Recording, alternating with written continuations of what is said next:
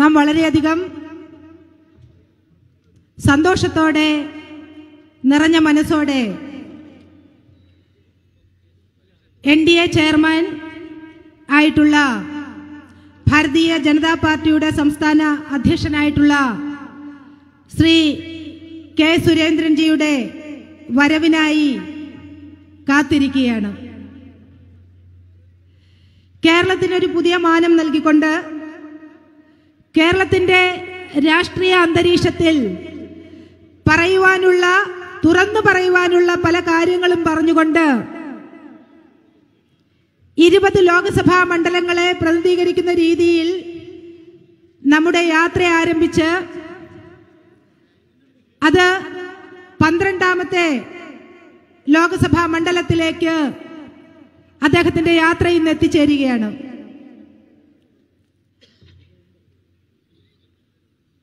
കേരളത്തിൽ നമുക്കറിയാം, സമകാലിക കേരളത്തിൽ തുറന്ന് സംസാരിക്കാൻ ഒരുപാടുണ്ടെങ്കിലും ഇന്നത് സാധ്യമായിരിക്കുന്നത് NDAയ്ക്കാണ്.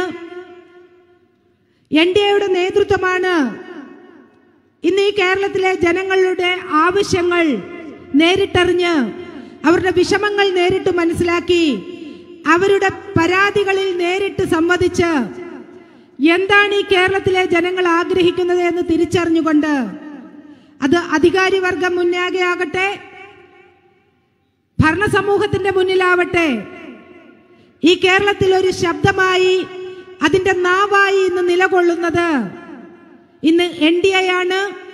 NDAയുടെ പദയാത്ര നയിച്ചു വരുന്ന ശ്രീ കെ സുരേന്ദ്രനാണ്.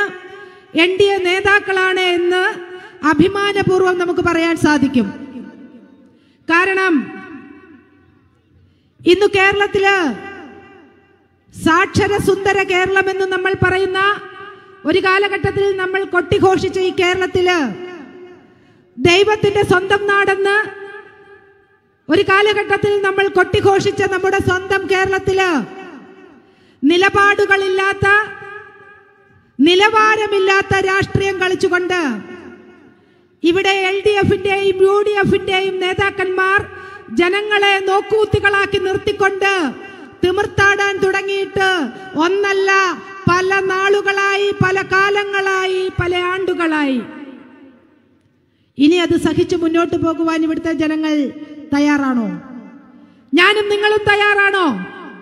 ഇവിടുത്തെ പൊതുസമൂഹം തയ്യാറാണോ? രാഷ്ട്രീയ അന്ധത ബാധിച്ച കേരളത്തിന്റെ ഒരു കാലഘട്ടത്തിൽ ആ രാഷ്ട്രീയ അന്ധതയിൽ നിന്നുകൊണ്ട് ഇവിടുത്തെ ജനങ്ങളുടെ കണ്ണ് മൂടിക്കെട്ടിക്കൊണ്ട് ഈ നേതൃത്വങ്ങൾ പറയുന്നത് മാത്രമാണ് സത്യമെന്ന് വിശ്വസിപ്പിച്ചുകൊണ്ട് ഒരു കാലഘട്ടത്തിൽ ഇവർക്കിവിടെ ഭരണം നടത്താൻ സാധിച്ചിരുന്നു, ദുർഭരണം നടത്താൻ സാധിച്ചിരുന്നു. സദ്ഭരണമാണ് നടത്തിയിരുന്നതെങ്കിൽ ഇന്ന് നമ്മുടെ വേവലാതികൾക്ക്, നമ്മളുടെ ആശങ്കകൾക്ക്, നമ്മളുടെ സങ്കടങ്ങൾക്ക്, നമ്മളുടെ മനോവിഷമങ്ങൾക്കൊക്കെ സ്ഥാനമുണ്ടാകുമായിരുന്നില്ല. പക്ഷെ നടത്തിയത് സദ്ഭരണമല്ല. മാവേലി നാടുവാണിയിടും കാലം എന്ന് കേട്ടിട്ടുണ്ട്. ഏകോദര സഹോദരങ്ങളെ പോലെ കേരളത്തിലെ ജനങ്ങൾ മാലോകർ ഒന്നാകെ വാണിരുന്നു എന്ന ശീലുകൾ നമ്മൾ പാടിയിട്ടുണ്ട്, നമ്മളുടെ മക്കളെ പഠിപ്പിച്ചിട്ടുണ്ട്, തലമുറയെ പഠിപ്പിച്ചിട്ടുണ്ട്. പക്ഷേ അതിൻ്റെയൊക്കെ അപ്പുറത്തേക്ക് ഇന്ന് നമ്മൾ ചിന്തിക്കുമ്പോൾ നമ്മൾ പറഞ്ഞതും പാടിയതും പഠിപ്പിച്ചതും ഒന്നുമല്ല. ഏതാണ്ട് 60 ആണ്ടുകൾക്കിപ്പുറം ഇവിടെ ഭരണം മാറി മാറി നടത്തിയ ഈ കേരളത്തിലെ കോൺഗ്രസും കമ്മ്യൂണിസ്റ്റ് പാർട്ടിയും LDFും UDFും നടത്തിപ്പോന്നത് എന്നുള്ളത് വ്യക്തമായ സാഹചര്യമാണ്.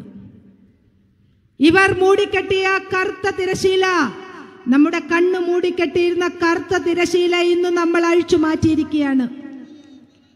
അതുകൊണ്ട് തന്നെ വെളിച്ചം നമ്മുടെ കണ്ണുകളിൽ കൂടി നമ്മുടെ മനസ്സിലേക്ക്, ഹൃദയത്തിലേക്ക്, ബോധ്യത്തിലേക്ക് വന്നു കഴിഞ്ഞിരിക്കുകയാണ്. വരാനിരിക്കുന്ന 2024 തെരഞ്ഞെടുപ്പിനെ നമ്മൾ നേരിടാനും പോകുന്നതും ആ പുതിയ വെളിച്ചത്തിന്റെ, ആ പുതിയ കാഴ്ചപ്പാടിന്റെ ഒക്കെ സുന്ദരമായ പല ചിന്തകളും മനസ്സിൽ വെച്ചുകൊണ്ടാണ്.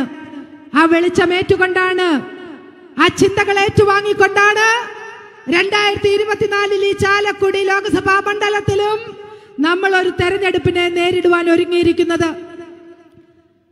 ഇന്ന് 60 ആണ്ടുകളുടെ കഥ പറയുമ്പോൾ എണ്ണി എണ്ണി പറയുവാനായി നമ്മൾക്ക് പല ചോദ്യങ്ങളും ഇവിടുത്തെ വി.ഡി. സതീശനോടും പിണറായി വിജയനോടും അവരുടെ സന്തത സഹചാരികളോടും ഒക്കെ ചോദിക്കാനുണ്ട്.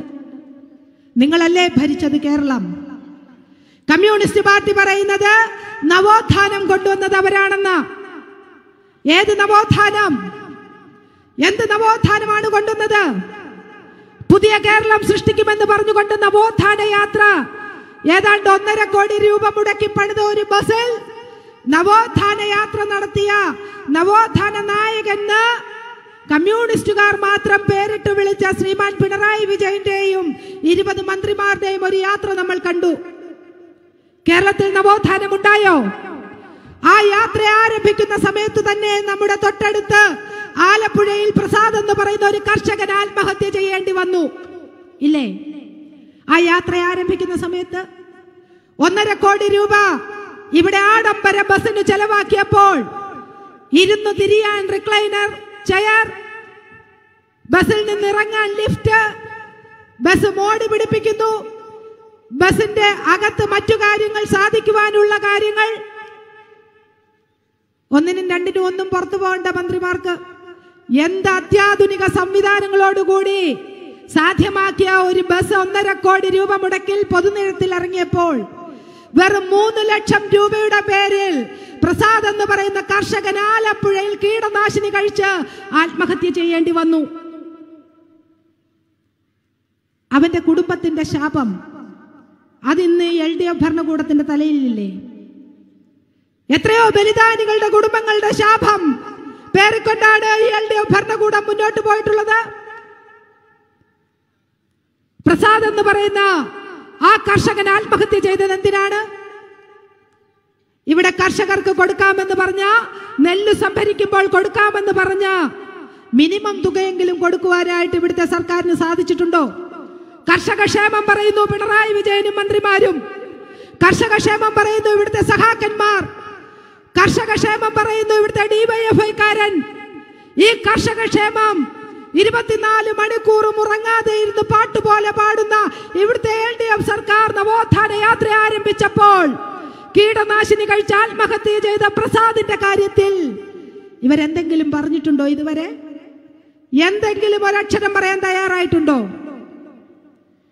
അന്നം നൽകുന്നവനാണ് കർഷകൻ. നരേന്ദ്രമോദിജി പറയാറുണ്ട്, നമ്മളെ ഓർമ്മിപ്പിക്കാറുണ്ട്, കർഷകരെ എങ്ങനെ ബഹുമാനിക്കണമെന്ന് ആ രാഷ്ട്രതന്ത്രജ്ഞൻ നമ്മളെ പഠിപ്പിച്ചിട്ടുണ്ട്.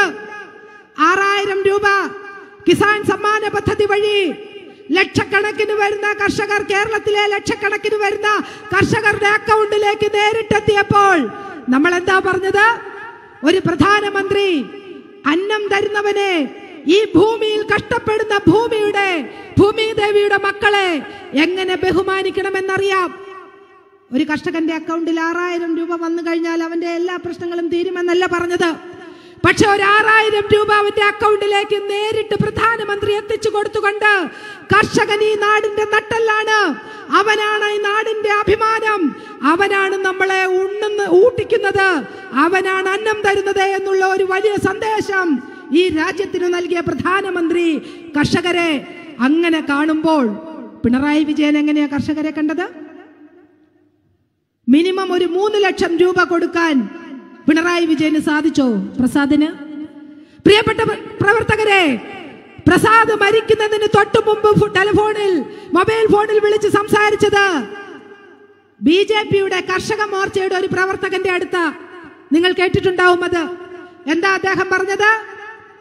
എന്റെ മരണത്തിന്റെ ഉത്തരവാദി സർക്കാരാണ്, പിണറായി വിജയനാണ്, എന്നെ പറ്റിക്കുകയായിരുന്നു, ബാങ്കിൽ നിന്നും എനിക്ക് തന്ന തുക സർക്കാർ തന്നതാണെന്ന് ഞാൻ വിചാരിച്ചു.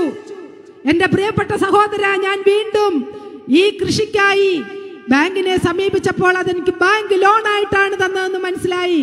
എനിക്കിനി ഒരൊറ്റ പൈസ പോലും തരാൻ ഒരു ബാങ്കുകാരും തയ്യാറാവുന്നില്ല. ഞാൻ എങ്ങനെ മുന്നോട്ട് പോകും? എന്റെ കുടുംബത്തെ എങ്ങനെ മുന്നോട്ട് കൊണ്ടുപോകും? എന്നെ ചതിച്ചത് ഈ സർക്കാരാണ് എന്ന് നെഞ്ചത്തടിച്ചു കരയുന്ന വിലപിക്കുന്ന ഒരു കർഷകന്റെ വാക്കുകൾ ഇന്നും നമ്മുടെ ചെവിയിൽ മുഴങ്ങുന്നില്ലേ പ്രിയപ്പെട്ട സഹപ്രവർത്തകരെ? എങ്കിൽ ഒരു കാര്യം നമുക്ക് പറയാം, ആ കർഷകൻ എന്താണ് പറഞ്ഞത് നമ്മളോട്? എന്റെ മരണത്തിന് ഉത്തരവാദി പിണറായി വിജയനും ഈ സർക്കാരുമാണെന്ന് നിങ്ങൾ എല്ലാ വേദിയിലും പറയണം, ഉറക്കെ ഉറക്കെ പറയണമെന്നാണ് പ്രസാദ് പറഞ്ഞത്. ആ പ്രസാദിന്റെ ആത്മാവിനോട് നമുക്ക് നീതി പുലർത്തണമെങ്കിൽ നമ്മൾ തുറന്നു പറഞ്ഞേ മതിയാകൂ. പ്രസാദ് എന്ന് പറയുന്ന കർഷകൻ കീടനാശിനി കഴിച്ച് ആത്മഹത്യ ചെയ്തു എന്നാണ് പോസ്റ്റ്മോർട്ടം റിപ്പോർട്ടെങ്കിലും പ്രിയപ്പെട്ട നാട്ടുകാരെ, പ്രസാദ് എന്ന് പറയുന്ന കർഷകന്റെ കൊലപാതകമാണ്, കൊലപാതകത്തിന്റെ ഉത്തരവാദി ഇവിടുത്തെ LDF സർക്കാരാണ്, പിണറായി വിജയനാണ്. അത് പറയാനുള്ള ആർജവം NDAയുടെ പ്രവർത്തകർക്കുണ്ടാകണം. ഇത്തരം സത്യങ്ങൾ വിളിച്ചു പറഞ്ഞുകൊണ്ടാണ് നമ്മൾ കേരളത്തിന്റെ മണ്ണിൽ കൂടി സഞ്ചരിക്കുന്നത്. മറിയക്കുട്ടി പിച്ചച്ചട്ടി എടുത്തു ക്ഷേമ പെൻഷന് വേണ്ടി, അന്നക്കുട്ടി പിച്ചച്ചട്ടി എടുത്തു ക്ഷേമ പെൻഷന് വേണ്ടി. കഴിഞ്ഞ ദിവസം നമ്മൾ കണ്ടു 91 വയസ്സുള്ള ഒരു വൃദ്ധ വന്ധ്യവയോധിക, അവർക്ക് ജീവിക്കാൻ ഗതിയില്ലാതെ തെരുവിലിറങ്ങിയിരുന്ന് പ്രതിഷേധിക്കുന്ന കാഴ്ച. ഞാൻ ആദ്യം സൂചിപ്പിച്ചതുപോലെ ഇത് ദൈവത്തിന്റെ സ്വന്തം നാടാണോ ചെകുത്താന്റെ സ്വന്തം നാടാണോ എന്ന് നമ്മളെ കൊണ്ട് വീണ്ടും ഓർമ്മിപ്പിക്കുന്ന രീതിയിൽ ഇവിടെ വന്ധ്യവയോധികമാർ ക്ഷേമ പെൻഷന് വേണ്ടി പിച്ചച്ചട്ടി എടുത്ത് തെരുവിലിറങ്ങുന്ന കാഴ്ച. ഇതാണ് പിണറായി വിജയന്റെ നവോത്ഥാന കേരളം. ഇവിടെ പിണറായി വിജയൻ എവിടെയാ? ഡൽഹിയിൽ സമരം നടത്താൻ പോയി. കേരളത്തിനൊന്നും കിട്ടുന്നില്ല എന്ന് പറഞ്ഞിട്ടാ പോയത്. കേരളത്തിന് എന്തെല്ലാം കൊടുത്തുവെന്ന് ശ്രീമതി നിർമ്മല സീതാരാമൻ, രാജ്യത്തിന്റെ ധനകാര്യ വകുപ്പ് മന്ത്രി പിണറായി വിജയൻ ഇവിടെ വന്ന് ഫ്ലൈറ്റ് ഇറങ്ങുന്നതിന് മുമ്പ് തന്നെ കണക്ക് പറഞ്ഞു. UPA ഗവൺമെന്റിന്റെ 10 വർഷക്കാലം കിട്ടിയ 46,000 കോടിയുടെ 5 ഇരട്ടി NDA ഗവൺമെന്റിന്റെ നരേന്ദ്രമോദി സർക്കാരിന്റെ 10 വർഷക്കാലം കൊണ്ട് ഈ കേരളത്തിന് കൊടുത്തിരിക്കുന്നു. ഏതാണ്ട് 1.25 ലക്ഷം കോടി രൂപ കേരളത്തിന് നൽകിയിരിക്കുന്നു. ഇവിടെ തിരിച്ചെത്തിയിട്ട് ബാലഗോപാലിനൊന്നും മിണ്ടിയിട്ടില്ലല്ലോ അതിനെതിരെ. പിണറായി വിജയനെ നമുക്ക് കാണാൻ പോലുമില്ല. പിണറായി വിജയൻ പറഞ്ഞത് കേരളത്തിലേക്കാന്ന്, പക്ഷെ നമ്മൾ അറിഞ്ഞത് ബാംഗ്ലൂരിലേക്കാണ് പറഞ്ഞതെന്ന. കാരണം എന്താ? ധൃതരാഷ്ട്രയേക്കാൾ വലിയ പുത്രസ്നേഹമാണ് ആർക്ക്? പിണറായി വിജയന്. സ്വന്തം മകൾ ഒരു അപകടത്തിൽപ്പെട്ട് കിടക്കുക. എപ്പോഴാണ് പ്രശ്നം വരുന്നത്? SFIO എപ്പോഴാണ് വീടിന്റെ വാതിക്കലെത്തുക എന്നൊന്നും അറിയാതെ സ്വന്തം മകള് പ്രശ്നത്തിൽപ്പെട്ട് കിടക്കുക. PC-യും VC-യും OC-യും ഒക്കെ പ്രശ്നത്തിൽപ്പെടാൻ പോവുക. അപ്പൊ സ്വന്തം മകളെ രക്ഷിക്കാൻ കേരളത്തിൽ പഠിച്ച പണി വന്നിട്ടും നോക്കി നടന്നില്ല. VD സതീശന്റെ സപ്പോർട്ടോട് കൂടിയാണോ എന്നറിയില്ല. കർണാടകയിൽ ഭരിക്കുന്നത് കോൺഗ്രസ്സുകാരന് നേരെ അങ്ങോട്ട് ഫ്ലൈറ്റ് വിട്ടോളാൻ പറഞ്ഞ് അവിടെ പോയിട്ടുണ്ട്. മോളെ രക്ഷിച്ചോണ്ട് വരാനുള്ള ശ്രമത്തില. മാസപ്പടി വിവാദം ഇന്ന് കേരളത്തിൽ പുകഞ്ഞു കത്തുകയാ. ഏതൊക്കെ രാഷ്ട്രീയക്കാർ കരിമണൽ കർത്തയിൽ നിന്നും മാസപ്പടി വാങ്ങി എന്നുള്ളതിന്റെ കണക്കുകളൊക്കെ പുറത്തു വരാൻ പോവുകയാ. മടിയിൽ കനമുള്ളവനല്ലേ ഭയക്കേണ്ടതുള്ളൂ. അപ്പൊ പിണറായി വിജയൻ ഭയന്നു തുടങ്ങിയിരിക്കുന്നത് എന്തുകൊണ്ടാ? മടിയിൽ കനമുണ്ടോ? VD സതീശന് മോശമൊന്നുമല്ല. മാസപ്പടി വിവാദം നിയമസഭയ്ക്കുള്ളിൽ വന്നപ്പോൾ നമ്മൾ കണ്ടു. ഒരു നാണയത്തിന്റെ ഇരുവശങ്ങളെ പോലെ നിയമസഭയ്ക്കുള്ളിൽ ഒത്തുകളിച്ചുകൊണ്ട് ഒരു ചോദ്യം പോലും മാസപ്പടി വിവാദത്തെ കുറിച്ച് ചോദിക്കാതെ പുറത്തേക്ക് പോയ VD സതീശനെ നമ്മൾ കണ്ടല്ലേ. VD സതീശൻ സത്യത്തിൽ ആരുടെ ഏജന്റാ? ശ്രീമാൻ പിണറായി വിജയന്റെ ഏജന്റാണ് എന്ന് കേരളത്തിൽ പലതവണ അവർ തന്നെ തെളിയിച്ചു. ആരാണ് ഇതൊരു വലിയ വിഷയമായി കൊണ്ടുവന്നത്? മാത്യു കുഴൽനാടൻ നിയമസഭയ്ക്കുള്ളിൽ ഇതൊരു വിഷയമായിട്ട് കൊണ്ടുവന്നിട്ട് സ്വന്തം പാർട്ടിയിൽപ്പെട്ട കോൺഗ്രസുകാരന്റെ ഒരു MLA-യെ, ആ കോൺഗ്രസിന്റെ പാർട്ടിയിൽപ്പെട്ട ഏതെങ്കിലും MLA പ്രതിപക്ഷ നേതാവ് VD സതീശൻ എവിടെയെങ്കിലും പിന്തുണയ്ക്കുന്നതായിട്ട് നിങ്ങൾ കണ്ടോ? കണ്ടില്ലല്ലോ. അപ്പൊ VD സതീശൻ ഇവിടെ പണിയെടുക്കുന്നത് ആർക്ക് വേണ്ടിയിട്ടാ? പിണറായി വിജയന് വേണ്ടിയിട്ടാ. VD സതീശനും ഭയമുണ്ട്. എന്താ കാര്യം? ഇവിടെ എക്സാലോജിക്കെന്നോ മാസപ്പടിയെന്നോ സ്വർണ്ണക്കള്ളക്കടത്തുന്നോ എന്തെങ്കിലും പറഞ്ഞാൽ AKG സെന്ററിൽ നിന്നും മറ്റു ചില വാക്കുകൾ പുറത്തേക്ക് ഉച്ചത്തിൽ ഉച്ചസ്ഥായിയിൽ ചില ശബ്ദങ്ങൾ പുറത്തേക്ക് വരും, ചില വാക്കുകൾ പുറത്തേക്ക് വരും. പുനർജനി എന്നും മോൻസൺ മാവുങ്കൽ എന്നും ഒക്കെ പറയുമ്പോൾ സുധാകരനും VD സതീശനും ഒക്കെ പിണറായി വിജയന്റെ ഏജന്റ് ആകാതെ നിവൃത്തിയില്ല എന്നുള്ള ഒരു ഗതികേടിലേക്ക് എത്തിച്ചേർന്നിരിക്കുക. അതുകൊണ്ട് നമ്മൾ ഇന്ത്യ സഖ്യത്തെ കുറിച്ച് കേട്ടു. ബീഹാറിലും ഒറീസയിലും വെസ്റ്റ് ബംഗാളിലും ഒക്കെ തകർന്നു തരിപ്പണമായ ഇന്ത്യ സഖ്യം ഇന്ന് പൂർവാധികം ശക്തിയോടെ നിൽക്കുന്നത് എവിടെയാ? ഈ കേരളത്തിലാ. ഈ കേരളത്തിൽ മാത്രമാണ് ഇന്ന് ഇന്ത്യ സഖ്യമുള്ളത്. വി ഡി സതീശനും പിണറായി വിജയനും ചേർന്നിട്ടുള്ള ഇന്ത്യ സഖ്യം ഇന്ന് പ്രവർത്തിക്കുന്നത് ഈ കേരളത്തിലാണ്. അവര് പറയും, LDF പറയും വയനാട്ടിൽ രാഹുൽ ഗാന്ധി വരണ്ട എന്ന്. വി ഡി സതീശൻ പറയും ഞങ്ങളത് ആലോചിച്ചോളാമെന്ന്. വരണ്ടെന്നും വന്നോളാമെന്നും പറഞ്ഞ് അവസാനം വരാൻ പോകുന്നത് ഇന്ത്യ സഖ്യത്തിന്റെ ഒരു നേർരൂപം ഈ വരുന്ന ലോക്സഭാ തെരഞ്ഞെടുപ്പിൽ നമ്മുടെ ഈ കേരളത്തിൽ നമുക്ക് കാണാൻ സാധിക്കുമെന്നുള്ള കാര്യത്തിൽ സംശയമില്ല. അങ്ങനെയാണ് കേരളത്തിൽ LDFും UDFും ഒന്നിച്ച് ഒറ്റക്കെട്ടായി പോകുന്നത്. കഴിഞ്ഞ ദിവസം പത്രത്തിൽ വന്ന 2-3 വാർത്തകൾ മാത്രം നിങ്ങളുടെ മുന്നിലേക്ക് ഞാൻ വെക്കട്ടെ. ഏതാണ്ട് 18ഓളം വരുന്ന വ്യവസായ സ്ഥാപനങ്ങൾ കേരളത്തിൽ അടച്ചുപൂട്ടാൻ പോകുന്നു. പ്രിയപ്പെട്ടവരെ, നമ്മൾ ആ വാർത്ത വായിച്ചു. ഇവിടെ വ്യവസായ സ്ഥാപനങ്ങളെല്ലാം നല്ല രീതിയിൽ നടത്തുകയാണെന്നാണ് വ്യവസായ മന്ത്രി രാജീവ് ഉൾപ്പെടെ പറയുന്നത്. ഇവിടെ എങ്ങനെയാണ് വ്യവസായങ്ങൾ മുന്നോട്ട് പോകുന്നത്? എങ്ങനെയാണ് സ്റ്റാർട്ടപ്പുകൾ ഉണ്ടാകുന്നത്? 1912 സ്റ്റാർട്ടപ്പുകൾ വനിതകളുടെ മാത്രം ഇന്ന് ഈ കൊച്ചു കേരളത്തിൽ ഉണ്ടായിട്ടുണ്ടെങ്കിൽ അത് മോദിജിയുടെ കേന്ദ്ര പദ്ധതിയിൽ കൂടിയാണെന്ന് അഭിമാനപൂർവ്വം പറയാൻ സാധിക്കും. ഏതാണ്ട് 42,000 സ്റ്റാർട്ടപ്പുകൾ ആരംഭിച്ചപ്പോൾ അത് നരേന്ദ്രമോദിയുടെ കരസ്പർശമുള്ള സ്റ്റാർട്ടപ്പുകൾ. ഇവിടെ വ്യവസായങ്ങൾ തച്ചു കൊഴുക്കുകയാണെന്നാണ് LDF പറയുന്നത്. 36 വ്യവസായ സ്ഥാപനങ്ങളെ ഇതിനോടകം പൂട്ടിക്കഴിഞ്ഞു.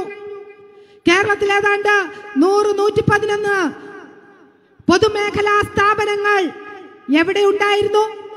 കേരള സർക്കാരിന്റെ കീഴിലുണ്ടായിരുന്നു. അതിൽ 18 എണ്ണമാണ് ഇപ്പൊ വീണ്ടും പൂട്ടാൻ പോകുന്നു എന്ന വാർത്ത നമ്മൾ കണ്ടത്. ഇവിടെ സ്വകാര്യവൽക്കരണം എന്തായിരുന്നു? LDF എന്തായിരുന്നു പറയുന്നത്? നരേന്ദ്രമോദി എല്ലാം സ്വകാര്യവൽക്കരിക്കുക, പൊതുമേഖലാ സ്ഥാപനങ്ങളെല്ലാം വിറ്റു തീർക്കുക എന്ന് പറഞ്ഞു. പക്ഷേ കഴിഞ്ഞ ബജറ്റിൽ എന്താ കണ്ടത്? സ്വകാര്യവൽക്കരണം വിദ്യാഭ്യാസ മേഖലയിൽ പോലും കണ്ണൂരിലെ രക്തസാക്ഷികൾ അങ്ങ് അനന്തവിഹായസിലിരുന്ന് ആകാശത്തിരുന്ന് കണ്ണീര്, അവരുടെ ആത്മാവ് കണ്ണീര് ഒഴിക്കുന്നത് നമ്മൾ കണ്ടു ഇല്ലേ? പുഷ്പനെ അറിയാമോ? നമ്മളും ചോദിക്കുകയാണ്, കമ്മ്യൂണിസ്റ്റുകാരാ, നിങ്ങൾക്ക് പുഷ്പനെ അറിയാമോ? പുഷ്പനെ അറിഞ്ഞുകൊണ്ടാണോ നിങ്ങൾ ബലിദാനിയാക്കിയത്? സ്വകാര്യവൽക്കരണം വിദ്യാഭ്യാസ മേഖലയിൽ പറ്റില്ല എന്ന് പറഞ്ഞുകൊണ്ട് TP ശ്രീനിവാസന്റെ കർണത്തടിച്ച SFIക്കാരനോട് ചോദിക്കുകയാണ്, ഇപ്പോഴെന്താ സഖാക്കന്മാരെ മിണ്ടാട്ടം മുട്ടിപ്പോയത്? അപ്പോ അങ്ങ് കേന്ദ്രത്തെ നോക്കി നിങ്ങൾ ചീത്ത വിളിക്കുന്നു. എന്തൊക്കെയാണോ കേന്ദ്രം ചെയ്യുന്നത് അത് അനുകരിക്കാൻ ശ്രമിക്കുന്നു, പക്ഷെ നടക്കുന്നില്ല. എന്താണ്? ഇന്ന് ജനിച്ചു വീഴുന്ന ഒരു കുഞ്ഞും ഇവിടെ മരിച്ചു പോകുന്ന ഒരാളും ഏതാണ്ട് 1 ലക്ഷം രൂപയിൽ പരം കടത്തില.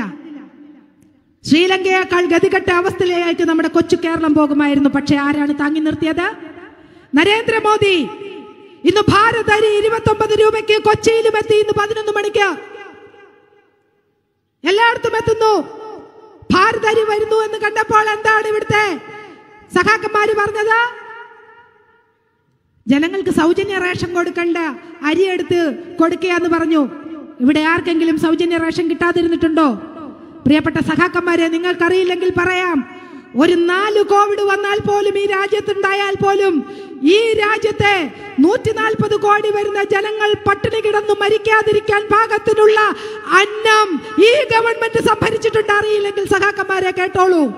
അതുകൊണ്ട് നരേന്ദ്രമോദി 29 രൂപയ്ക്ക് അരി തരും. അത് വിഷമമുണ്ടായി ഇവിടെ പിണറായി വിജയൻ ഗവൺമെന്റിന്. എന്താ കാര്യം? അവര് വിചാരിച്ചു സർക്കാർ വഴി ഇങ്ങോട്ട് എത്തിക്കുമെന്ന്. നരേന്ദ്രമോദി പറഞ്ഞു, കുറെ സംഭവങ്ങൾ നിങ്ങൾ വഴി ചെയ്യാൻ ഞങ്ങൾ തന്നില്ലേ? കുടിവെള്ള പദ്ധതി, ജൽജീവൻ മിഷൻ പദ്ധതി പ്രകാരം അതിന്റെ 51% പോലും പൂർത്തീകരിക്കാൻ ഈ കേരള ഗവൺമെന്റിന് സാധിച്ചോ? ഫണ്ട് തന്നില്ലേ? 36 ലക്ഷം ടാപ്പ് കണക്ഷനുകൾ മാത്രമേ കേരളത്തിൽ കൊടുത്തിട്ടുള്ളൂ. നമ്മൾ ആശ്വസിക്കുന്നത് ഈ കേരളത്തിൽ അതെങ്കിലും സാധാരണ ജനങ്ങൾക്ക് കിട്ടിയല്ലോ എന്നാണ്. നരേന്ദ്രമോദിയുടെ കരസ്പർശം കൊണ്ട് 38 ലക്ഷം ടാപ്പ് കണക്ഷനുകൾ ഇന്ന് കേരളത്തിൽ ലഭ്യമായി. ജൽജീവൻ മിഷൻ ഇന്ന് അവതാളത്തില, ഫണ്ടില്ല.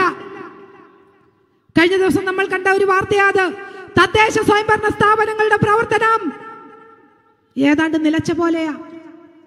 ഏതാണ്ട് 9201 കോടി രൂപ തദ്ദേശ സ്വയംഭരണ സ്ഥാപനങ്ങൾക്ക് മാറ്റിവെച്ചു എന്ന് ഗവൺമെന്റ് പറഞ്ഞു.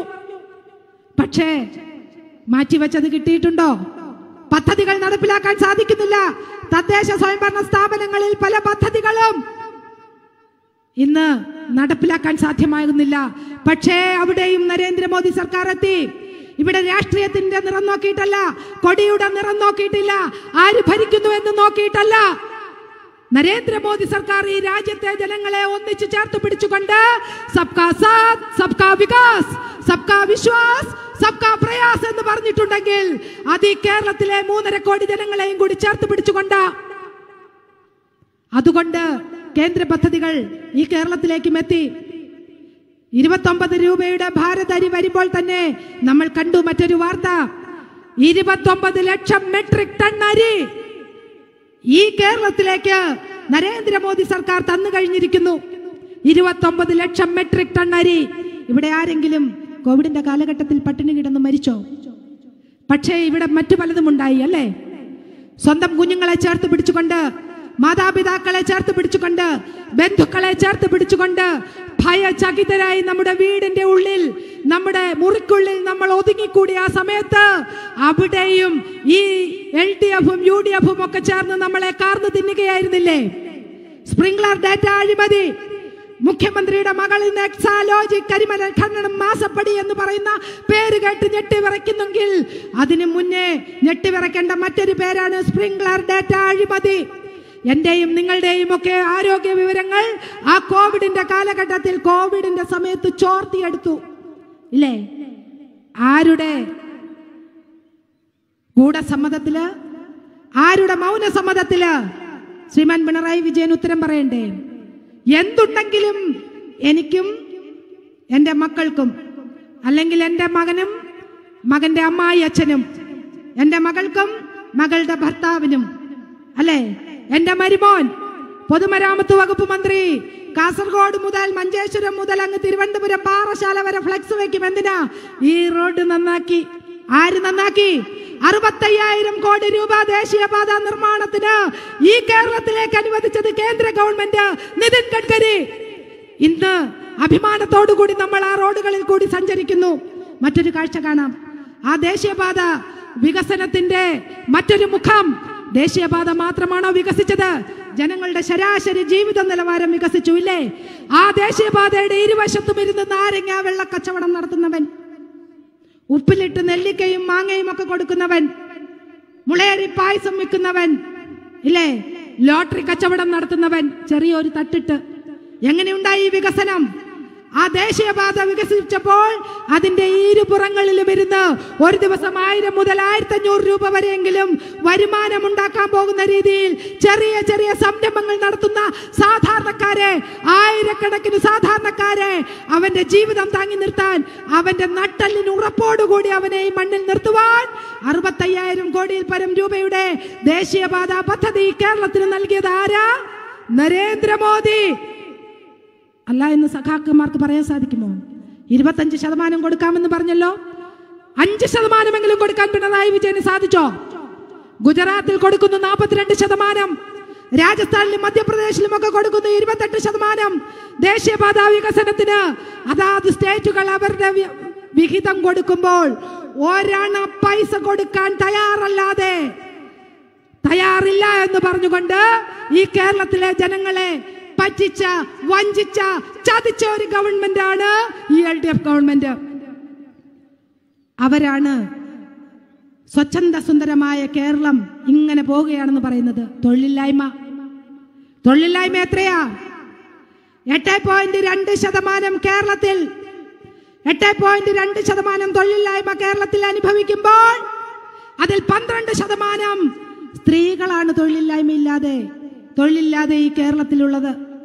തൊഴിലുറപ്പ് പദ്ധതിയെ കുറിച്ച് പറഞ്ഞ് ഇവിടുത്തെ സഹാക്കന്മാരും കോൺഗ്രസുകാരും ഒക്കെ ഊറ്റം കൊള്ളുന്നുണ്ടല്ലോ. ആരാണ് തൊഴിലുറപ്പ് പദ്ധതിക്ക് വിഹിതം കൂട്ടിയത്? ആരാണ്? UPA ഗവൺമെന്റ് ആണോ? നരേന്ദ്രമോദി സർക്കാർ. അഭിമാനപൂർവ്വം സ്ത്രീകൾക്ക് തൊഴിലെടുക്കുമ്പോൾ അവരുടെ കൈകളിലേക്ക് കിട്ടുന്നത് നക്കാപ്പിച്ചയാകരുത് എന്ന് പറഞ്ഞുകൊണ്ട് സ്ത്രീകളുടെ അന്തസ്സ് ഉയർത്തുവാൻ തൊഴിലുറപ്പ് വിഹിതം കൂട്ടി 100 തൊഴിൽ ദിനങ്ങളെ സൃഷ്ടിച്ചു.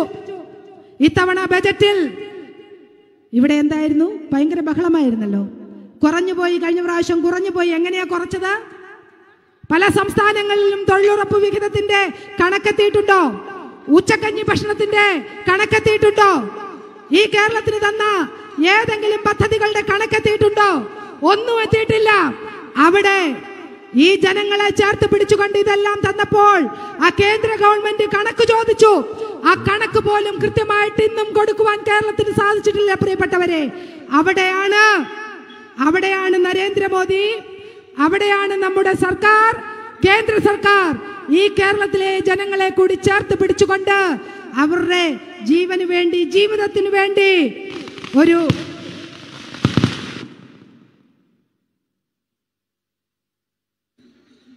ഒരു കൈത്താങ്ങായി പ്രവർത്തിച്ചു കൊണ്ടിരിക്കുന്നത്. ഇവിടെ എൻ്റെ പ്രിയ സഹപ്രവർത്തകരെ, ഈ കേരളത്തില് നവോത്ഥാനം ഉണ്ടായത് നമുക്കറിയാം.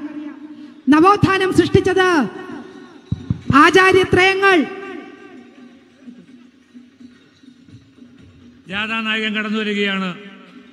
ബിജെപിയുടെ സംസ്ഥാന അധ്യക്ഷൻ, അജയ്യനായ തേരാളി, ഉജ്ജ്വല ബഹുജന പോരാളി, കേരളത്തിലെ ബിജെപി കമാൻഡർമാരുടെ ക്യാപ്റ്റൻ കെ സുരേന്ദ്രൻ കടന്നു വരികയാണ്.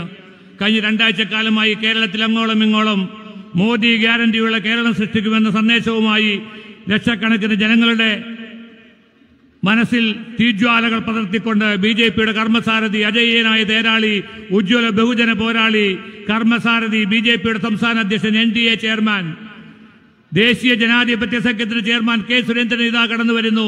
ഇന്ന് രാവിലെ കൊടുങ്ങല്ലൂരമ്മയുടെ മണ്ണിൽ നിന്നും നേതാവ്, തമിഴ്നാട്ടിലെ ഏറ്റവും ജനപ്രിയനായിട്ടുള്ള BJP നേതാവ്, ഏറ്റവും ലളിതമായ ജീവിതം നയിക്കുന്ന ഒരു നേതാവ് എന്നുള്ള നിലയിൽ കന്യാകുമാരിയിൽ നിരവധി തവണ ജനങ്ങളുടെ വിശ്വാസം നേടാൻ കഴിഞ്ഞിട്ടുള്ള, കേന്ദ്രമന്ത്രിയായിരിക്കുമ്പോഴും സാധാരണ തട്ടുകടയിൽ നിന്ന് ചായ കുടിച്ചും സാധാരണ പ്രവർത്തകരെയും നാട്ടുകാരുടെയും ഒപ്പം നടന്നിട്ടുള്ള നമ്മുടെ ഏറ്റവും പ്രിയങ്കരനായ പൊന്നാർ എന്ന് വിളിക്കുന്ന ശ്രീ പൊൻ രാധാകൃഷ്ണൻജി അവറുകൾ, നമ്മുടെ ഈ വേദിയിൽ നിറഞ്ഞു ഇരിക്കുന്ന NDAയുടെ ആരാധ്യരായിട്ടുള്ള നേതാക്കളെ, ഇവിടെ തടിച്ചുകൂടിയിരിക്കുന്ന ദേശീയ ജനാധിപത്യ സഖ്യത്തിന്റെ പ്രവർത്തകരെ, എല്ലാവർക്കും എന്റെ വിനീതമായ നമസ്കാരം. ഇന്ന് രാവിലെ മുതൽ ഇടുക്കി ലോക്സഭാ മണ്ഡലത്തിന്റെ വിവിധ ഭാഗങ്ങളിൽ പലതരത്തിലുള്ള പരിപാടികൾ കേരള പദയാത്രയ്ക്കുണ്ടായിരുന്നു. അവിടെയെല്ലാം എനിക്ക് കാണാൻ കഴിഞ്ഞത് സമൂഹത്തിലെ വ്യത്യസ്തമായിട്ടുള്ള ജനവിഭാഗങ്ങൾ മുമ്പെങ്ങുമില്ലാത്ത വിധം നമ്മുടെ ആരാധ്യനായ പ്രധാനമന്ത്രി ശ്രീ നരേന്ദ്രമോദിയെ അങ്ങേയറ്റം താല്പര്യത്തോടുകൂടി അദ്ദേഹത്തിന്റെ നേതൃത്വം ആഗ്രഹിച്ചുകൊണ്ട് മുന്നോട്ട് വരുന്ന കാഴ്ചയാണ് കാണാൻ സാധിച്ചിട്ടുള്ളത്.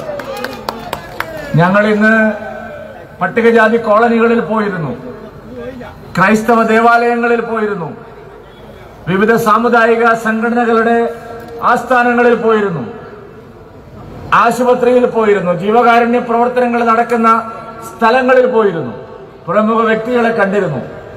എല്ലാവരുടെയും നാവിൽ നിന്ന് ഒരേ ഒരു മന്ത്രം മാത്രമേ ഉയർന്നിട്ടുള്ളൂ: ഇനി കേരളത്തെ രക്ഷിക്കാൻ ഒരു മിശിഹ മാത്രമേ ഉള്ളൂ, അത് ശ്രീ നരേന്ദ്ര ദാമോദർ ദാസ് മോദിയാണ് എന്നുള്ള ഒരൊറ്റ മന്ത്രം മാത്രമാണ് കേൾക്കുന്നത്. കേരളത്തെ രക്ഷിക്കാൻ, ഇടുക്കിയെ രക്ഷിക്കാൻ ഇവിടുന്ന് എത്ര പേര് പാർലമെന്റിൽ പോയി, എത്ര പേര് മന്ത്രിമാരായി? ഇത്രയും സാധ്യതകളുള്ള ഇടുക്കി എന്തുകൊണ്ടാണ് ഇങ്ങനെയായത്?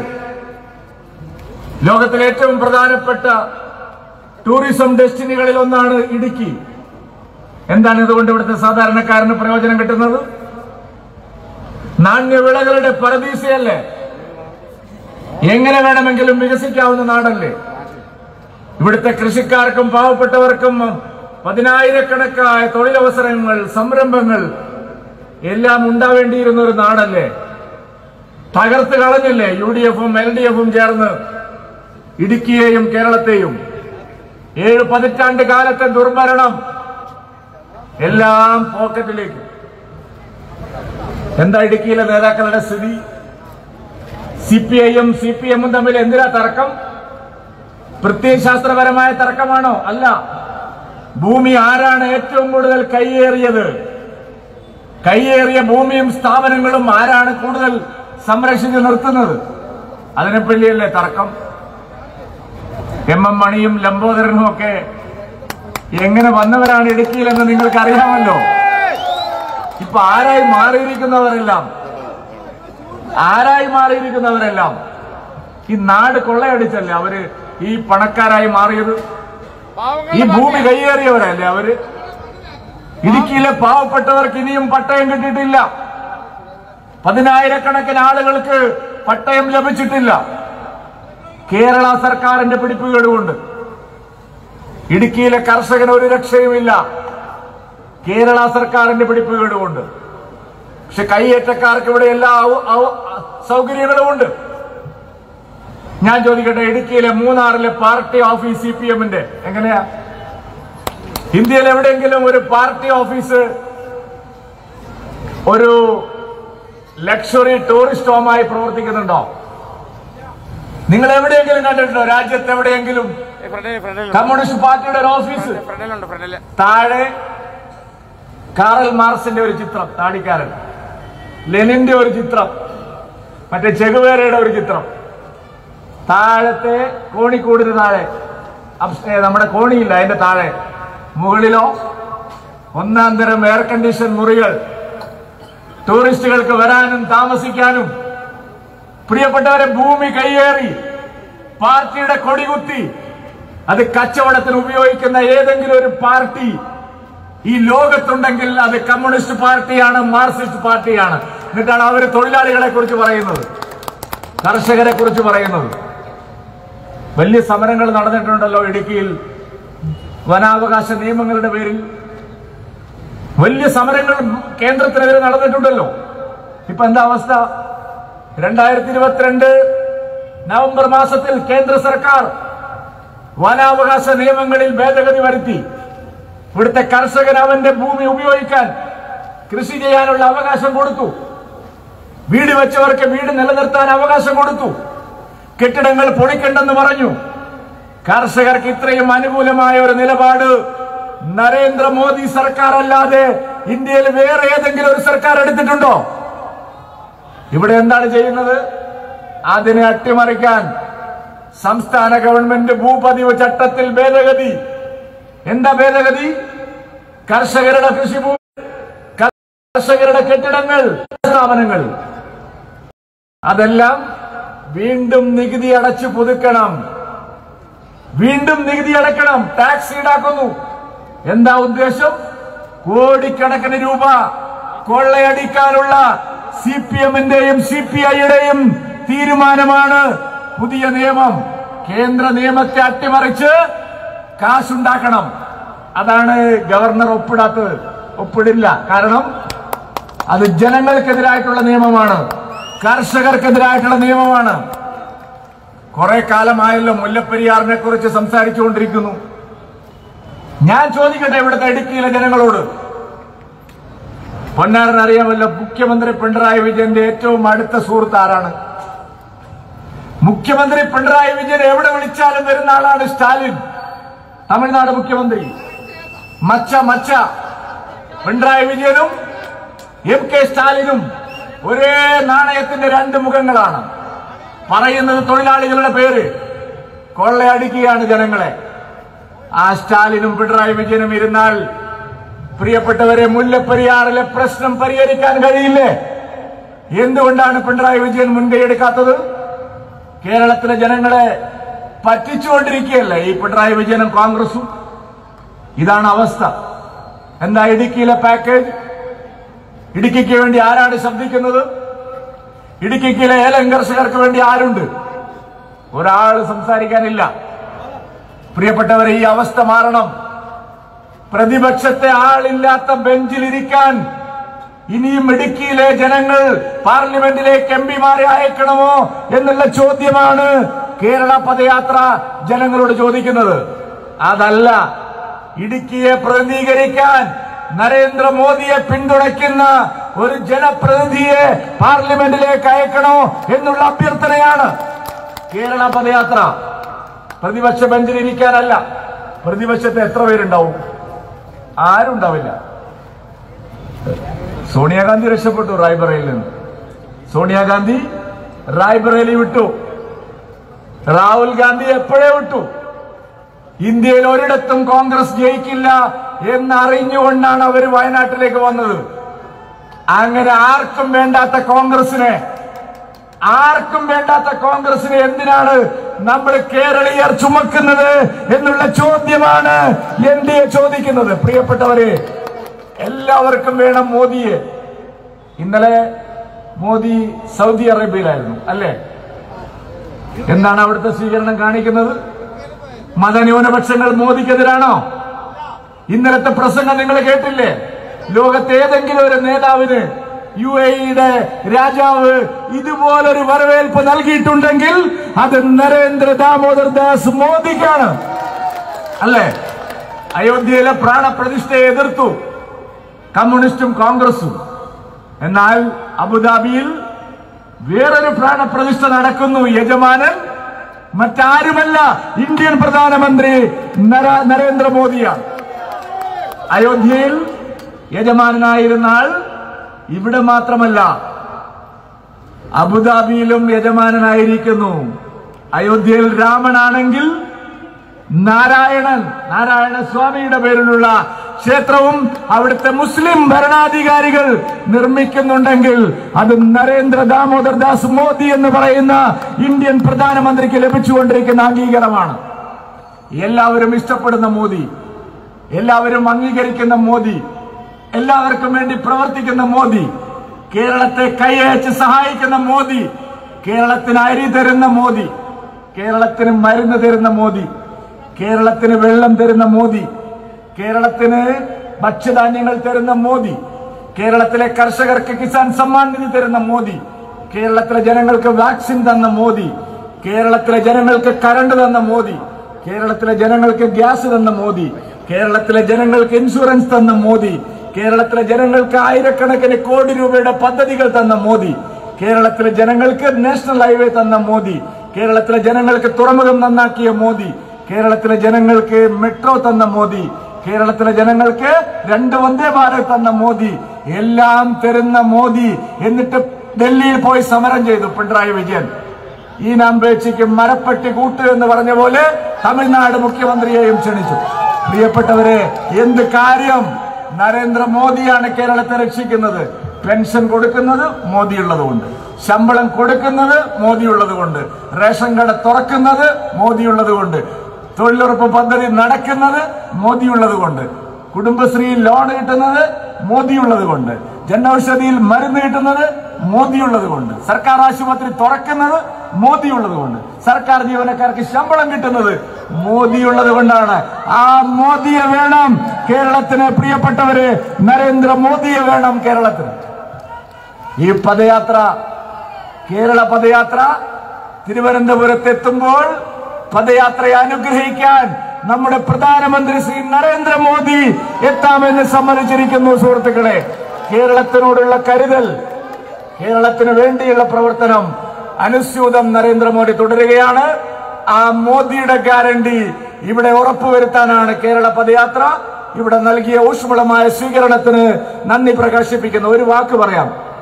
ഇന്ന് കോഴിക്കോട് ജില്ലയിലെ കുറ്റ്യാടിയിൽ ഒരു വിദ്യാലയത്തിൽ അധ്യാപകര് അവിടെ ഒരു ഗണപതി ഹോമം കഴിച്ചു. എന്തോ വലിയ അപരാധം ചെയ്തു എന്നുള്ളത് പോലെയാണ് പിണറായി വിജയൻ. അധ്യാപകരും വിദ്യാർത്ഥികളും ചേർന്ന് നല്ല കാര്യങ്ങൾ ചെയ്യുമ്പോൾ അതിന് തുടക്കമിടുന്നത് ഗണപതി ഹോമമാണ്. ഗണപതി ഹോമം കഴിച്ച അധ്യാപകനെ, പ്രധാന അധ്യാപകനെ പോലീസ് അറസ്റ്റ് ചെയ്ത് കൊണ്ടുപോയിരിക്കുകയാണ്. നിയമസഭാ സ്പീക്കർ ഗണപതി മിത്താണെന്ന് പറഞ്ഞു. ഇപ്പോൾ പിണറായി വിജയൻ ഗണപതി ഹോമം കഴിച്ചതിന് അധ്യാപകനെ അറസ്റ്റ് ചെയ്തിരിക്കുന്നു. വിഘ്നേശ്വരനോടാണ് കളിച്ചിട്ടുള്ളത് 2ാമത്തെ തവണയും. പിണറായി വിജയ, കാലാവധി തികക്കില്ല എന്ന് പറയാൻ ഞാൻ ഇവിടെ ആഗ്രഹിക്കുകയാണ്. ഈ നാട്ടിലെ ഭൂരിപക്ഷ സമൂഹത്തിന്റെ വിശ്വാസങ്ങളെ ചോദ്യം ചെയ്തുകൊണ്ട് അധികം വാഴാമെന്ന് വിചാരിക്കേണ്ട.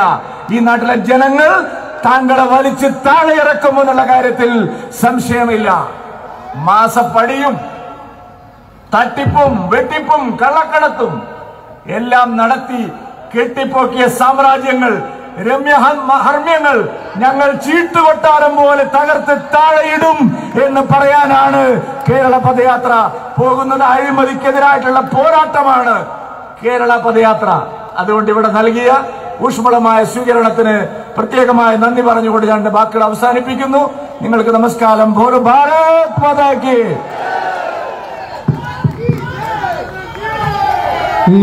ഈ സമ്മേളനം ഉദ്ഘാടനം ചെയ്യുന്നതിന് വേണ്ടി ബിജെപിയുടെ മുൻ കേന്ദ്രമന്ത്രിയും കന്യാകുമാരിയിൽ തമിഴ്നാട്ടിൽ തങ്കപ്പൊൻതാമര വിരിയിച്ച കന്യാകുമാരിയുടെ സ്വന്തം പൊന്നാർ ശ്രീ പൊൻ രാധാകൃഷ്ണൻ അവരുടെ ഏറെ സ്നേഹ ബഹുമാനത്തോടുകൂടി ആദരവുകളോടുകൂടി ക്ഷണിക്കുകയാണ്. നമ്മുടെ ബഹുമാനപ്പെട്ട പൊന്നാർ നമ്മുടെ സംസ്ഥാന ചെയർമാനെ ആദരിക്കുകയാണ്. बोलो भारत माता की.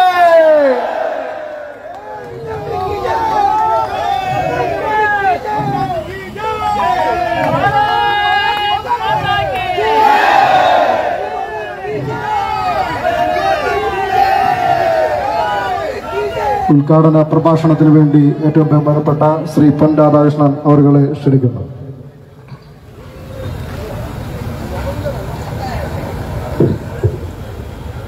அனைவருக்கும் வணக்கம். புதிய கேரளம் സൃഷ്ടിക്കാൻ മോഡിജി കണ്ട ആഗ്രഹം നിറവേറ്റാൻ കേരള ജനതയോടുകൂടി കേരള സംസ്ഥാന ബിജെപി അധ്യക്ഷൻ പിറവി പോരാളി ശ്രീ സുരേന്ദ്രജി നയിക്കുന്ന ഈ പദയാത്രയിൽ പങ്കെടുത്തുള്ള എൻ്റെ എല്ലാ ബന്ധുക്കൾക്കും സഹോദരന്മാർക്കും സഹോദരികൾക്കും എൻ്റെ വിനീതമായ കൂപ്പുകൾ. I can understand Malayalam, but I can't speak in Malayalam. I hope Tamil അറിയാനല്ലേ.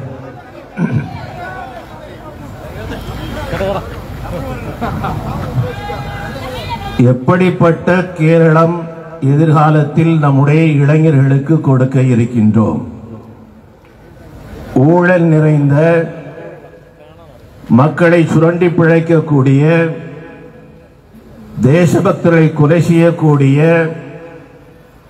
அவர்களுக்கு துணையாக இருக்கக்கூடிய அரசாங்கம் தொடர்ந்து வர வேண்டுமா அல்லது தூய்மையான ஊழலற்ற நேர்மையான கேரளத்தை இந்தியாவினுடைய முதல் நிலைக்கு உயர்த்தி காட்டுகின்ற பாரதிய ஜனதா கட்சியுடைய நிர்வாகம் இங்கே வர வேண்டுமா என்பதற்கு ஒரு முன்னெடுப்பாக நடக்கக்கூடிய பதயாத்திரை இந்த கேரள பதயாத்திரை.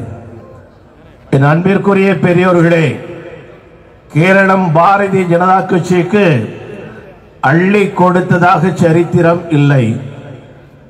தமிழகமும் அதுபோன்று பாரதிய ஜனதா கட்சிக்கு அள்ளி கொடுத்த ஒரு மாநிலம் அல்ல. ஆனால் நம்முடைய பிரதமர் நரேந்திர மோடிஜி அவர்கள் அள்ளி கொடுத்த உத்தரப்பிரதேசத்திற்கும் அள்ளி கொடுத்த குஜராத்திற்கும் எந்த முக்கியத்துவத்தை கொடுத்து கொண்டிருக்கின்றாரோ அதைவிட அதிகப்படியான ஒரு முக்கியத்துவத்தை இந்த கேரள மாநிலத்தினுடைய வளர்ச்சிக்காக கொடுத்து கொண்டிருக்கின்றார் என்பதை நாம் புரிந்து கொண்டாக வேண்டும். LDF, UDF வலத்தை இடத்த மரியாதைக்குரிய சுரேந்திரன் அவர்கள் பேசும்போது கேரளத்தினுடைய முதலமைச்சர் அவர்களையும் தமிழகத்தினுடைய முதலமைச்சர் அவர்களையும் ஒரு காசினுடைய ஒரு காயினுடைய இரு பக்கங்கள் என்று சொன்னார். அதனுடைய உள்பொருள் உங்களுக்கு புரிந்திருக்கும் என்று நினைக்கின்றேன்.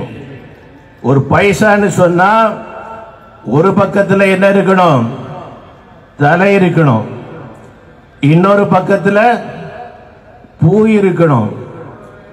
ரெண்டு பக்கமும் தலை இருந்தா அது செல்லாத காசு.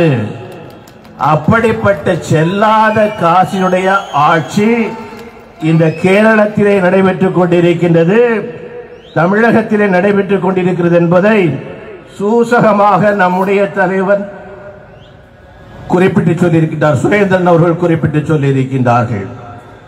தொடர்ந்து இவர்களுடைய அட்டூழியங்கள் எந்த அளவுக்கு பெருகிக் கொண்டிருக்கின்றன, இதற்கு முடிவு கட்டக்கூடிய அளவுக்கு பாரதிய ஜனதா கட்சியால் முடியும் என்கின்ற நம்பிக்கை இன்று கேரளத்தில் இருக்கக்கூடிய அத்தனை மக்களுக்கும், மதத்தை கடந்து மொழியை கடந்து இங்கு வாழுகின்ற எல்லா மக்களுக்கும் பாரதிய ஜனதா கட்சி ஆட்சிக்கு வந்தாக வேண்டும். மூன்றாவது முறையாக நரேந்திர மோடிஜி அவருடைய ஆட்சி மத்தியிலே வந்தால்தான் இந்த கேரளத்திற்கு விடிவு காலம் கிடைக்கும் என்கின்ற நம்பிக்கை வந்திருக்கின்றது. கேரளத்தில் இருக்கக்கூடிய இந்துக்களாக இருந்தாலும் கிறிஸ்தவர்களாக இருந்தாலும், ஏன் சில பேர் சேர்ந்தாங்க, இந்திய யூனியன் முஸ்லீம் லீக்கை சேர்ந்த சகோதரர் இன்று பாரதிய ஜனதா கட்சியிலே தன்னை நம்முடைய பிறவி போராளி அருமைக்குரிய தலைவர் சுரேந்திரன் அவருடைய முன்னிலையிலே இணைத்துக் கொண்டிருக்கின்றார். இது எது காட்டுது? கேரளத்தில் மதம் கிடையாது, எந்த பாகுபாடும் கிடையாது. கேரளம் வளர்ந்தாக வேண்டும், கேரளம் வளர்ச்சி பெற்றாக வேண்டும். அப்படி வரணும் அப்படின்னு சொன்னா பாரதிய ஜனதா கட்சி இங்கே வென்றாக வேண்டும். சில பேர் கேட்பாங்க, கேரளத்தில் இருக்கக்கூடிய இடங்கள், தமிழகத்தில் இருக்கக்கூடிய இடங்கள், இதை மட்டுமா நம்பி பாரதிய ஜனதா கட்சி இருக்கிறது என்று சொல்லி கேட்டீர்கள் என்று சொன்னால், 400 இடங்களுக்கு மேற்பட்ட இடங்களை இது இல்லாமலும் பெற்று வெல்லக்கூடிய சக்தி பாரதிய ஜனதா கட்சிக்கு பிரதமர் நரேந்திர மோடி அவர்களுக்கு இருந்து கொண்டிருக்கின்றது. ஆனால் கேரளத்தில் இருந்து வந்தாக வேண்டும். இடுக்கி பாராளுமன்ற தொகுதியினுடைய உறுப்பினர் பாரதிய ஜனதா கட்சியினுடைய உறுப்பினராக வந்தாக வேண்டும் என்கின்ற ஒரு விருப்பம் நம்முடைய தலைவர் மரியாதைக்குரிய சுரேந்திரன் அவர்கள் வெளிப்படுத்தினார்கள். சில பேர் கேட்பாங்க, எத்தனை இடங்கள் நீங்கள் பிடிக்க போகின்றீர்கள், எத்தனை இடங்களை நீங்கள் பிடிக்க போகின்றீர்கள்? ஒரு உதாரணத்தை சொல்லுகின்றேன். 2014 ஆண்டு தமிழகத்திலே ஒரே ஒரு பாராளுமன்ற உறுப்பினர், கன்னியாகுமரியுடைய பாராளுமன்ற உறுப்பினராக நான் வெற்றி பெற்று வந்தேன். என்னை அமைச்சராக்கினார்கள். மரியாதைக்குரிய நரேந்திர மோடி அவர்கள் தன்னுடைய அமைச்சரவையிலே என்னை அமைச்சராக்கினார்கள். தமிழகத்திற்கு மட்டுமல்ல சகோதரர்களே, கேரளத்திற்கு மட்டுமல்ல, என்னுடைய சொந்த தொகுதியினுடைய முன்னேற்றத்திற்காக எவ்வளவு கோடி ரூபாய் தெரியுமா? 48,000 கோடி ரூபாய்களை நம்முடைய பிரதமர் நரேந்திர மோடி அவர்கள் கன்னியாகுமரி பாராளுமன்றத்தினுடைய முன்னேற்றத்திற்காக கொண்டு வந்தார். இடுக்கிக்கு 50,000 கோடி ரூபாய்க்கான திட்டம் வர வேண்டும் என்று சொன்னால் அதற்கு நம்முடைய பிரதமர் நரேந்திர மோடி அவர்கள் உதவ வேண்டும் என்று சொன்னால் இடுக்கியிலும் நம்முடைய பாராளுமன்ற உறுப்பினர் வெற்றி பெற்று வந்தாக வேண்டும். நிகழும். திருவனந்தபுரத்திலே வென்றாக வேண்டும். எல்லா இடங்களிலும் நம்முடைய பாராளுமன்ற உறுப்பினர்கள் வெற்றி பெற்று வந்தாக வேண்டும். இதுல எல்டிஎஃப் யூடிஎஃப் உடைய கொடுமைகள் நேராயிட்டுக்கு அதிகமாக நான் பேச விரும்பவில்லை. இங்க இருக்கக்கூடிய திட்டங்கள் எல்லா விஷயங்களிலும் அள்ளி கொடுத்திருக்கின்றார். மரியாதைக்குரிய தலைவர் அவர்கள் சுரேந்திரன் அவர்கள் பேசும்போது எல்லா விஷயங்களையும் கோடிட்டு காட்டியிருக்கின்றார்கள். ஆயிரக்கணக்கான கோடி ரூபாய்கள் இந்த இடுக்கி மாவட்டத்திற்கு மட்டுமே கொடுக்கப்பட்டிருக்கின்றது. ஆயிரக்கணக்கான கோடி ரூபாய்கள் கொடுக்கப்பட்டிருக்கின்றன. ஒரு காலத்தில் இந்த இடுக்கியில் இருக்கக்கூடிய தேசிய நெடுஞ்சாலை, அந்த தேசிய நெடுஞ்சாலையை அமைப்பதற்கு இடம் கொடுக்க மாட்டோம் என்ற நிலையிலே அதை கட்டாயமாக கொண்டு வர வேண்டும் என்று சொல்லி நம்முடைய பிரதமர் நரேந்திர மோடி அவர்கள் முன்னெடுத்த காரணத்தினாலே 2014, 2015, 2016 ஆண்டு காலத்திலே அந்த தேசிய நெடுஞ்சாலை மிகச்சிறப்பாக அமைக்கப்பட்ட சரித்திரத்தை நீங்கள் உணர்ந்திருக்க முடியும். எனது அருமை சகோதரர்களே, இன்னைக்கு நாம் இருக்கக்கூடிய இந்த காலகட்டம் கொடூரம் நிறைந்த ஒரு காலகட்டமாக இருந்து கொண்டிருக்கின்றது. கொடூரம் நிறைந்த ஒரு காலகட்டமாக இருந்திருக்கிறது. நம்முடைய கேரளத்தை சேர்ந்த நம்முடைய சகோதரர்கள் எப்படியெல்லாம் துன்புறுத்தப்பட்டிருக்கின்றார்கள் என்ற சரித்திரம் உங்களுக்கு எல்லாம் தெரியும். ஜோசப் 2010 ஜோசப் என்கின்ற பேராசிரியருடைய கை வெட்டப்பட்டது. கிறிஸ்தவ சகோதரர்கள் புரிந்து கொள்ள வேண்டும். LDF UDF ஆட்சி, பத்திலே வெட்டப்பட்ட கை, 13 ஆண்டுகளாக இவர்களால் குற்றவாளியை பிடிக்க முடியவில்லை.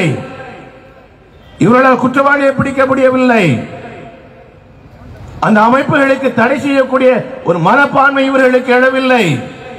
ஆனால் நம்முடைய பிரதமர் நரேந்திர மோடி அவருடைய ஆட்சி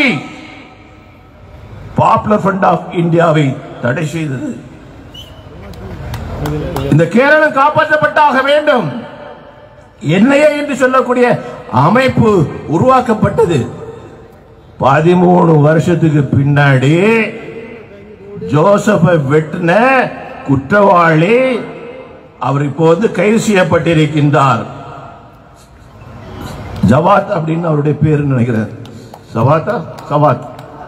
சவாத் கைது செய்யப்பட்டிருக்கிறார். அப்ப கேரளத்தில் ஒரு கிறிஸ்தவ பேராசிரியர் நீங்கள் வெட்டப்பட்டாலும் சரிதான், கொல்லப்பட்டாலும் சரிதான், இந்த LDF UDF கைத்தட்டி ரசிக்குமே ஒழிய அவர்கள் உங்களுக்கு துணையாக வரமாட்டார்கள். உங்களுக்கு துணையாக வர வேண்டும் என்று சொன்னால் டெல்லியில் இருக்கக்கூடிய பிரதமர் நரேந்திர மோடி அவர்கள் வந்தாக வேண்டும். கேரளத்தில் இருக்கக்கூடிய சுரேந்திரன் அவர்கள் உங்களுக்கு துணையாக வந்தாக வேண்டும். இதெல்லாம் மனதிலே வைத்துக் கொள்ளுங்கள். 2021 பிஜேபியை சேர்ந்த OBC லீடர் மரியாதைக்குரிய ரஞ்சித் ஸ்ரீனிவாசன் அவர்கள் போலீஸ் ஸ்டேஷன் DSP ஆபீஸ் பக்கத்தில் இருக்குது. அவர் வீட்டுக்குள்ள போய் கொள்றாங்க. குடும்ப உறுப்பினர்கள் எல்லாருமே பார்க்கிறாங்க, குழந்தைகள் பார்க்கிறாங்க. கொலை செய்யப்படுகின்றார். இப்ப அவர் கண்டுபிடிக்கப்பட்டு தண்டிக்கப்பட்டிருக்கின்றார். என்ன தெரியுமா? தண்டனை கொடுத்த நீதிபதியை எச்சரிக்கின்றார்கள்.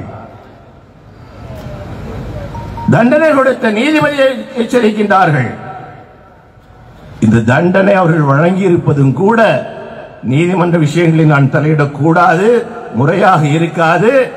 ஆனால் மத்தியிலே பிரதமர் நரேந்திர மோடியினுடைய ஆண்மை நிறைந்த ஒரு ஆட்சி இருக்கிறது என்கின்ற நம்பிக்கை எழுந்த காரணத்தினாலே இவையெல்லாம் நிகழ்ந்திருக்க வேண்டும். இன்னைக்கு இந்தியன் எக்ஸ்பிரஸ், அந்த இந்தியன் எக்ஸ்பிரஸ்ல ஒரு கட்டுரை வந்திருக்குது.